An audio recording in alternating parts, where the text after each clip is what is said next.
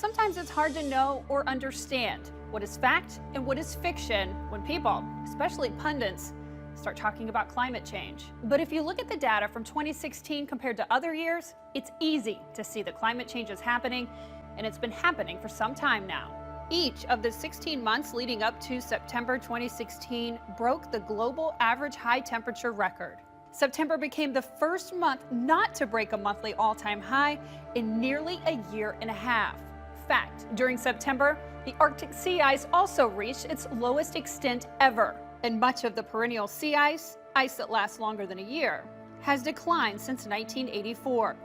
That means the Arctic is relying on ice that melts completely in the summer and refreezes in the winter, which can have serious consequences. The disappearance of older ice makes the Arctic's ocean sea ice cap more vulnerable to further decline.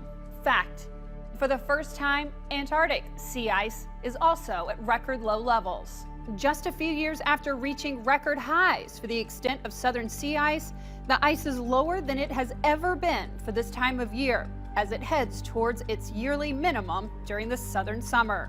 This shows that the global temperature rise has had far-reaching effect from one pole to the other. Fact, in July 2016, the oceans had risen 84.8 millimeters since satellites began tracking sea level rise in 1993.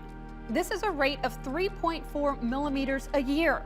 It might not seem like a huge change, but we have already started to see the effects in a lot of coastal cities, like Miami, which deals with inland flooding every time there's a full moon.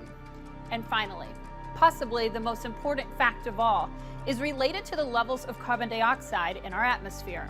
In 2013, these levels broke 400 parts per million for the first time, an ominous milestone, and have continued to increase even more. This number is far higher than historical data, which shows no spike above 300 parts per million until the 1950s.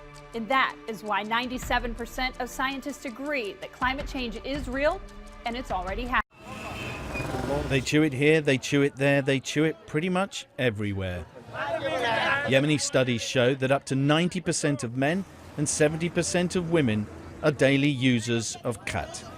It has an effect similar to amphetamines, and amid dire predictions of famine in Yemen, it's the nation's biggest crop.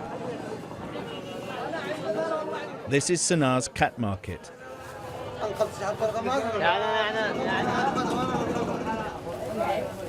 So 4,000, 10,000, 15,000, 25,000. That's $5 for the cheapest bag of Khat. You could feed a family for a whole day for the price of your cheapest Khat. Do you think that it makes sense for Yemen that has no food for everybody to be chewing? No. Doesn't make sense. A simple family can spend less than this $5 to eat.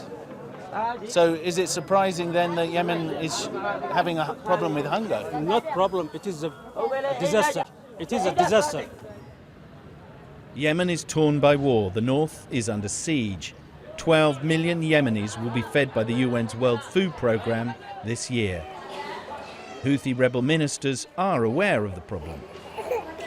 Well, it's very simple. Most of your land is given over to growing drugs, not food. I agree with you. This is a bad habit that we should get rid of. This is indisputable. We have government programs to combat growing khat. We remove khat trees and plant coffee bean trees instead.